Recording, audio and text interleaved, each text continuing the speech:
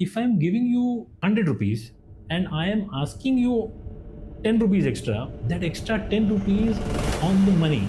So money on money transaction is called riba primarily. The five or six major principle, murabaha. I hope everybody, any small kid will also understand. Similarly, there's another concept called mudaraba. Similarly, there is the ijara model. Ijara is nothing but rental model. And through these, the Islamic banks get income. So under RBI and all, it is not possible. We cannot even think about it. So unless and until RBI introduces a small window for an Islamic banking and finance, then it is not possible to take it nationally. So the only solution in India currently, if you're asking me globally, there's another answer. But for India currently, it is only under credit cooperative societies.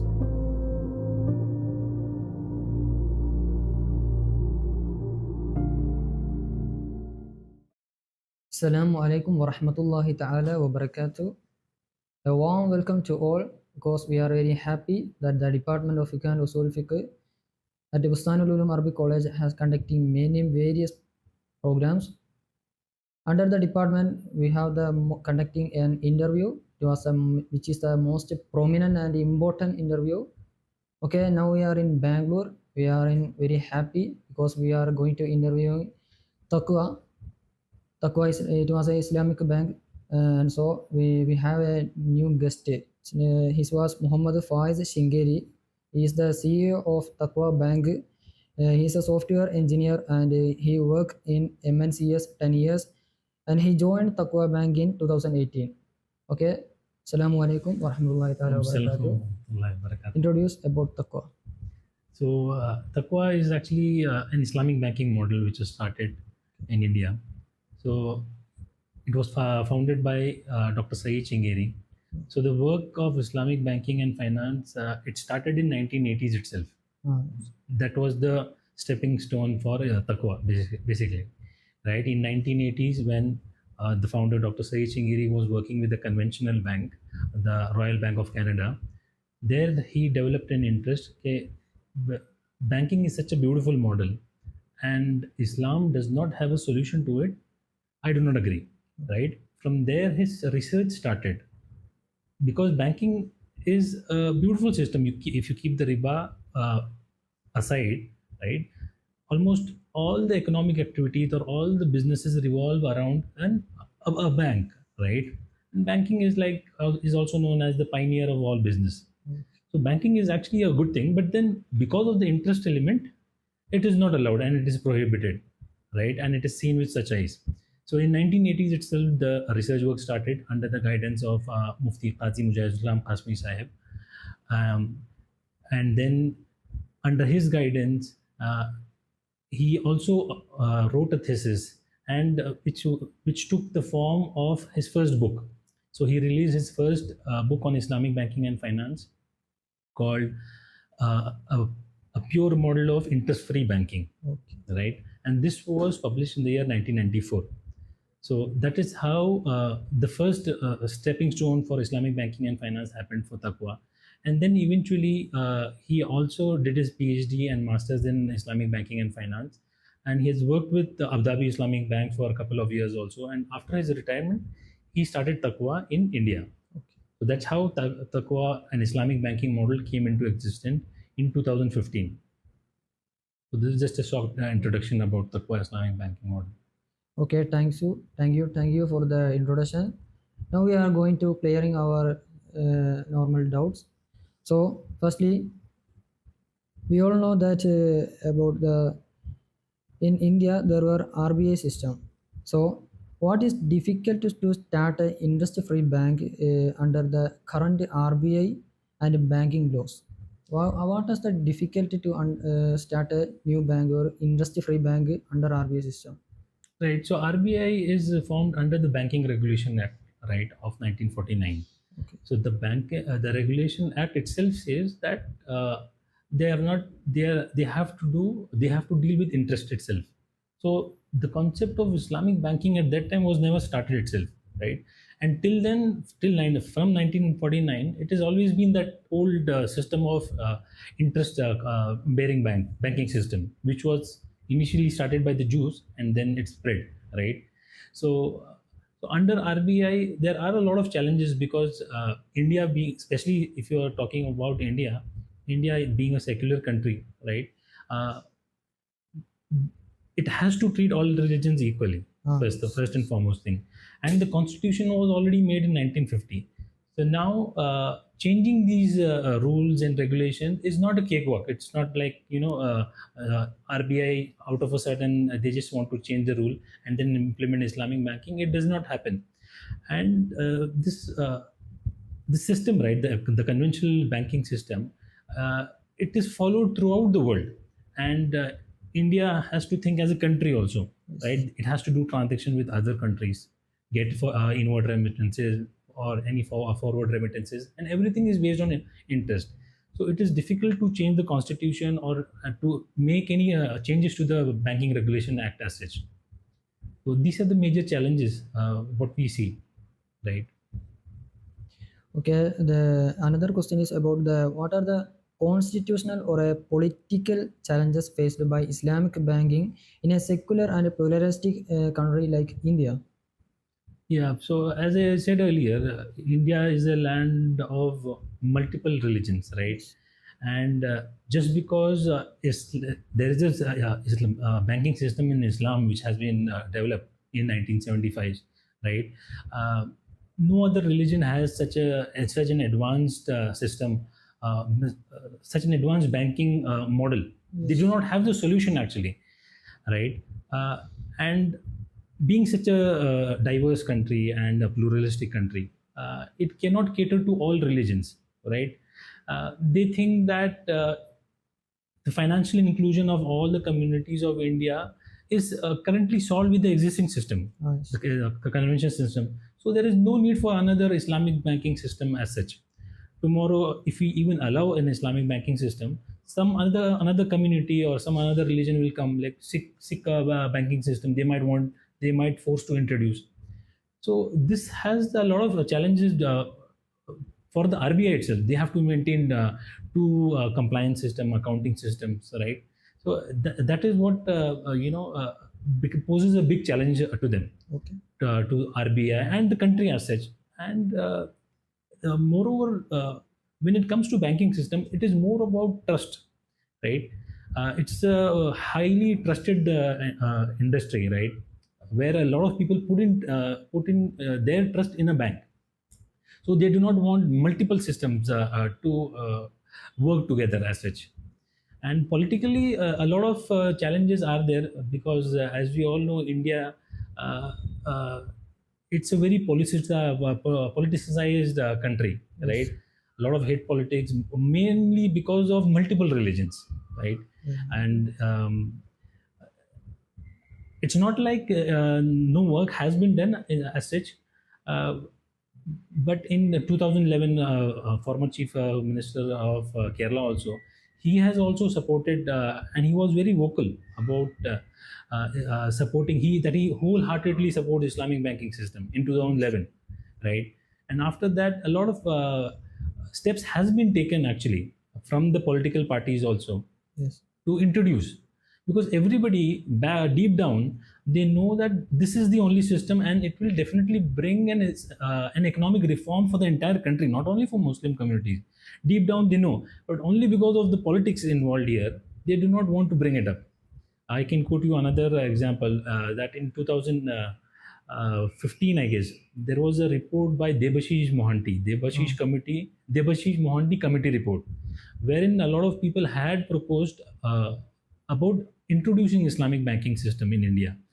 And if you go through that report, right, it has a soft corner for Islamic banking and finance. There are challenges, obviously, right? But then in 2017, again, that report was kept aside by the central government at that time. That currently it is not required because as a country we are already covering the entire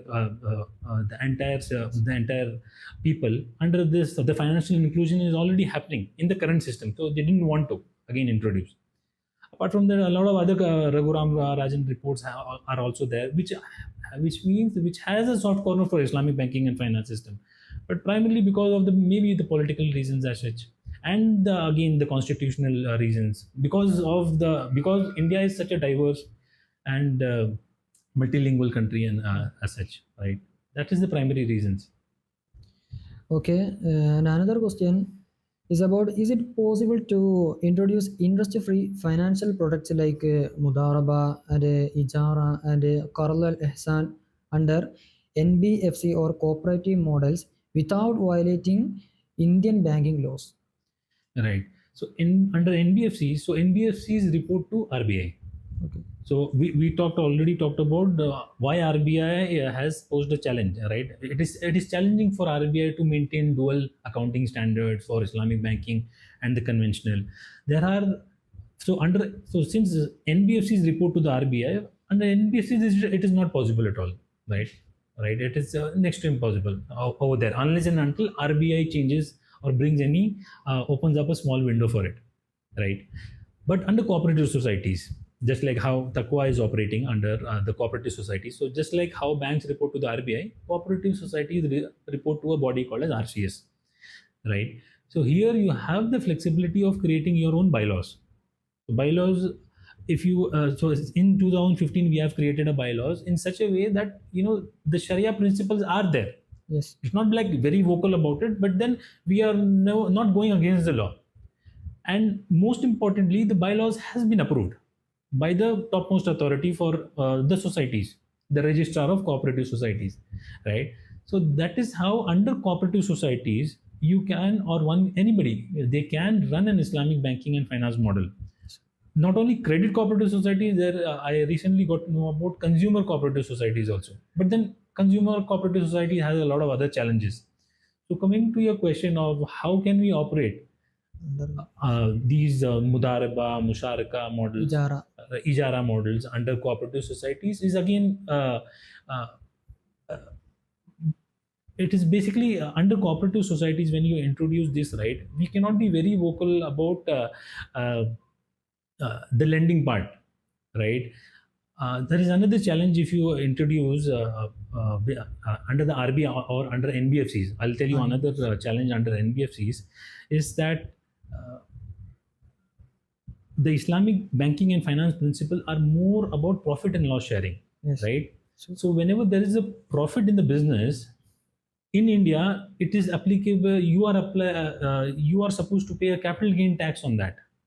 Then the GST also comes into picture, right? Then the stamp duties also come into picture. So eventually, whatever profit you make, it is like nothing. You are left with nothing because of the capital gain taxes, GST, stamp duties, etc. Because there is a trading happening. Yes. And Islamic banking by finance principle are based on trading principle.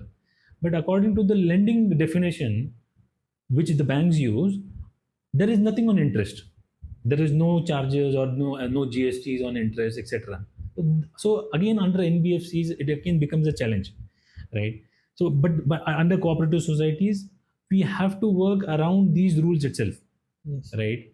Like I told about Murabaha, Musharaka, it is under the purview of the bylaws. In bylaws, we have just introduced, and it works under that those principles. Okay, the another question is about, how does an Islamic bank generate a profit without charging any interest? Because we all know that the old bank in India is charging interest. Without interest, no more any bank can start. So at the time in the Islamic bank system, there were no charge. So what is how you generate the profit without charging any interest? Right. So an Islamic bank primarily works on again the five or six major trading principles. Again, I'm telling again and again trading because a lot of people have misconceptions, because they tell you are also taking interest from the other hand, right? So these are all misconceptions, and by trading principle, it's mainly or five or six trading principles which any Islamic bank use. So, for example, the Murabaha principle, right? In simple words, if I want to explain Murabaha to any kid, everybody knows about it, right? It is not, Murabaha is nothing but cost plus profit, right? Sure. So if you have a 10 rupees pen, right, and then I'm selling it for a 2 rupees markup, so that cost plus profit. So this is the Murabaha principle which the Islamic bank used to do any kind of a commodity finance or an automobile finance. Suppose there's a 1 lakh vehicle, I put a profit, the Islamic bank puts up a profit and sells it to you. This is a normal trading principle actually. And by the definition of interest, right, a lot of people do not understand the definition of interest also at times. What exactly is riba, right? If I'm giving you 1 lakh rupees or say 100 rupees and I am asking you 10 rupees extra, that extra 10 rupees on the money. So money on money transaction is called riba primarily. Interesting. Right? And according to the Islamic definition of money, money is not a commodity, right? And in an Islamic bank, there is always a commodity in between. We never give you money. You see, we never give you cash. We buy a commodity for you, right? The Western monetary system says money is a commodity. I am renting out my money to you, 100 rupees. Give me rent, right? That's a very wrong definition of money actually. So we have to follow the Islamic definition of money, right? So that's how in an Islamic bank. So as I told, the five or six major principle murabaha. I hope everybody, any small kid will also understand cost plus profit, right? There are certain rules and regulation. Obviously, one has to follow. Similarly, there's another concept called mudaraba. Mudaraba is a partnership agreement, right? There is one working partner and one investor. Similarly, there is the ijara model. Ijara is nothing but rental model. So you rent out something. You rent out safety lockers, or you rent out a house, or you rent out a vehicle, and through these the Islamic banks get income. Sure. Right. So apart from these models, apart from these trading principles, there is also a concept of service charges. Also, the Islamic banks also at times charges some service charge. Okay, and then there's a processing and documentation fee. Through these, the Islamic bank earns, right? Because you are earning with whose money? The customer's money, the investors. The customers are nothing but investors for an Islamic bank primarily, right? And for them, you have to give a return, and these investors are a part of the profit and loss actually. But the chances of losses for these customers or investors in an Islamic bank is negligible, because it is mostly most of the time it is backed by a collateral. There is always a security behind it, right? Yeah. Then what about your opinion that the Indian bank system is buying interest in all people? Sorry? Currently not keep growing the interest. So the RBI system is that about buying interest. Without any buying interest, no more any bank can start in India. That the RBI policy. Correct. At the time, other banks like SBI, that the other banks not communicating like Islamic Perspectives Bank. So, what about your opinion that that the bank is buying interest from the peoples? Bank is buying interest from the people. See, under RBI, it is totally not possible actually, because they follow the Western monetary system, right? They are lending out money. Because it is a commodity for them. So under RBI and all, it is not possible. We cannot even think about it. So unless and until RBI introduces a small window for an Islamic banking and finance, then it is not possible to take it nationally. So the only solution in India currently, if you're asking me globally, there's another answer. But for India currently, it is only under credit cooperative societies primarily. And the next question is about what is the role of Sharia Supervisory Board in ensuring industry-free appliances? The Sharia Supervisory Board is like a must, right? Without which an Islamic bank cannot operate at all. They are like the spiritual advisors for us, for any Islamic bank actually. So there are two types of Sharia advisory. One is internal Sharia advisory board, and then an external Sharia advisory board, and it is independent. So the internal Sharia advisory board, the primary role of those people, they are usually Islamic scholars, right? And they have a good knowledge about Islamic banking and finance, obviously, and then and the fiqh muamilat and kitab al-buyu, etc. And their day-to-day activities revolve around checking out and looking into the day-to-day operations, whether everything here it is happening is Sharia compliant or not. Apart from that, if you want to review any existing product, right, they do that particular review also. That is this product actually Sharia compliant or not.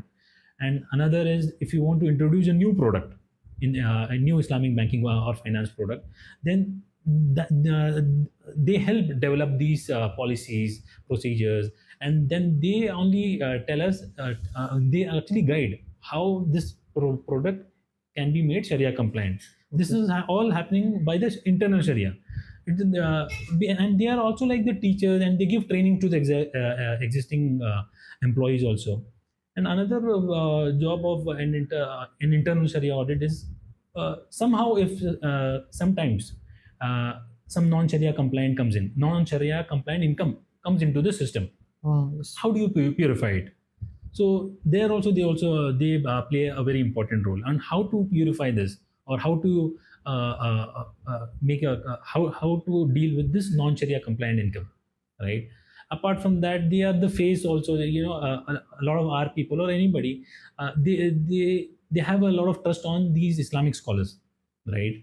So they act like a trust for the Islamic bank, and they help convince the people Okay. in understanding what an Islamic bank is, and so they are the trust builders for us, for any Islamic bank as such.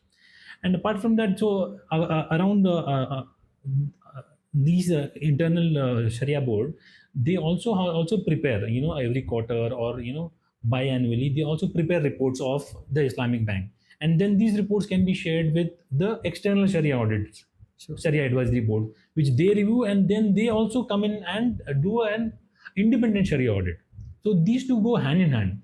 It's not like you can always have you can only have an external Sharia board and not an internal, and vice versa is also not possible. Both should be there for any Islamic banks or financial institutions to work. And every year, at least every 6 months, the audit should happen. Otherwise, it does not make sense to even operate. Sure.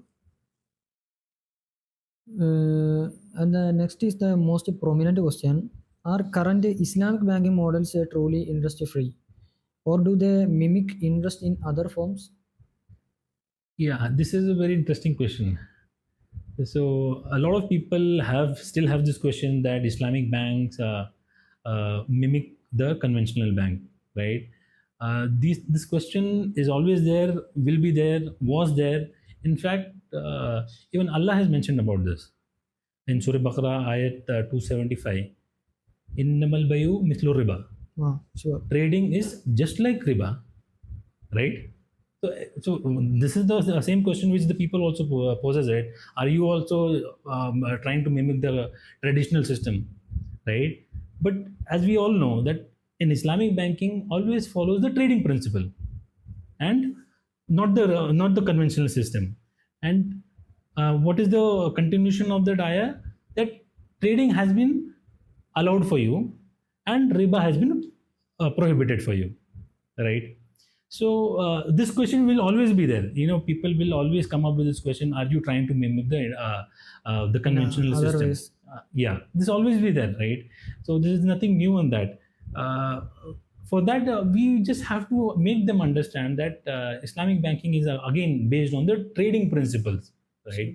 And they should know that again the definition of money, and how a conventional bank works, and how an Islamic bank works, right? These are the primary things which people have to understand, that it is not mimicking here, it is purely a trading principles are applied here.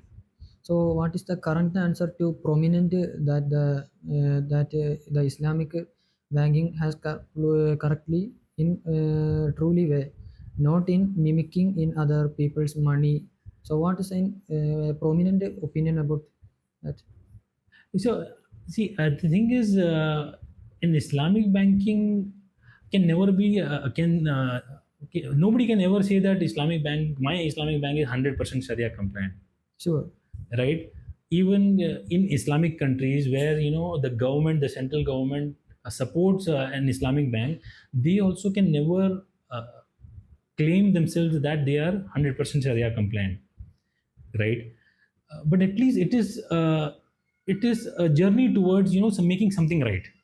So if you see the history, this banking system, how old is it? It is more than 3 centuries old or 4 centuries old, started by the Jews, right?